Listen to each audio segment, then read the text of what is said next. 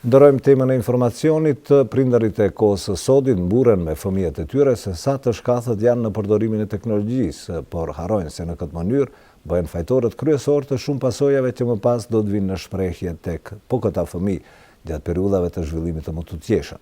Një këtë shprehje shqetësim për fëmijët të cilët që në periudhë të hershme shoqërues të vetëm kanë teknologjinë, duke dëmtuar kështu shëndetin e tyre. Viteve të fundit është heshtur zhurma e fëmijëve në rrugë, tashmë është zbehur edhe imazhi i lojrave të dikushme që ata bënin me aq dashuri dhe të njëjtat janë zëvendësuar me lojra kompjuterike, celular apo gjithçka që ofron teknologjia e fundit. Kjo ka bërë që fëmijët sot të qëndrojnë të izoluar dhe tek ata të krijohet një ndjenjë egoizmi. Sociologët me këtë rast shtrojnë pyetjen shumë logjike se si do të duket brezi i së ardhmes në momentin që mënyra e ndërtimit të tyre në të tashmen ka devijuar nga ajo se si duhet qenë. Ndonse prindërit sot mburen me aftësitë e fëmijëve të tyre për të përdorur teknologjinë që në moshë të vogël, ata harrojnë se në këtë formë bëhen shkaktar kryesor që fëmijët e tyre të përballen me probleme nga më të ndryshmet. E para është nervoza që krijohet tek ata për të zbërthyer enigmat e një loje që ndoshta nuk janë adekuate për moshën e tyre, por më e keqja është dëmtimi që atyre ju shkaktohet tek të pamurit që në moshë të hershme. Okulistët shprehin shqetësime serioze mbi këtë fakt sepse viteve të fundit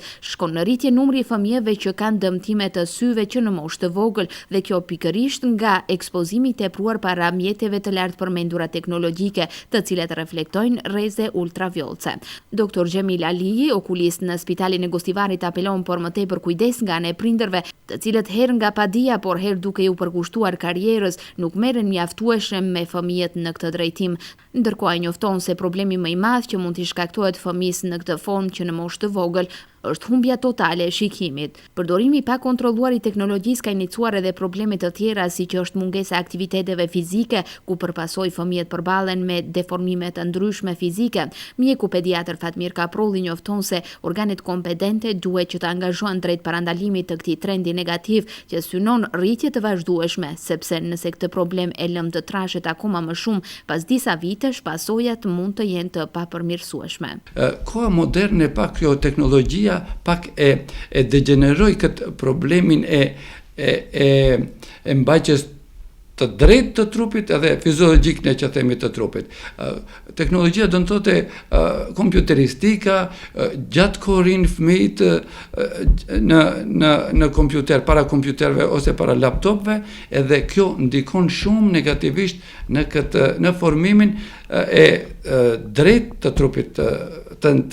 të fëmijëve, po pastaj edhe të rriturve. Apeli jem do të ishte që sa më shumë të miren me trupin e vetë, do të thënë gjimnastika, fizkultura që e kishim ne në kohë. Nuk di tash se si është, duhet që të vendohet si lant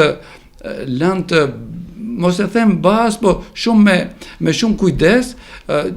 për mbajtjen e trupit në rregull. Si një masë preventive ndaj këtij realiteti, ai thotë se është lënda e edukatës fizike nëpër shkolla, e cila në asnjë mënyrë nuk guxon ta anashkalohet sepse ka të bëjë direkt me shëndetin e njeriut në të gjitha fazat e zhvillimit të tij. Lëvizja fizike është e patjetërsueshme që nga koha e lindjes së fëmisë, por edhe gjatë gjithë periudhës së zhvillimit të tij. Kjo është si masë preventive ndaj të gjitha atyre përmbajtjeve negative siç janë rritje e peshës trupore, zvoglimi i deformiteteve, vendosja nën kontroll e sjelljes agresive tek fëmijët, socializimi i tyre me ambientin e jashtëm e tjerë, ndërkaq sporti dhe aktivitetet fizike ndikojnë që fëmijët në radhë të parë të ndërtohen si persona të mirë, por mbi të gjitha edhe me zhvillim të shëndosh.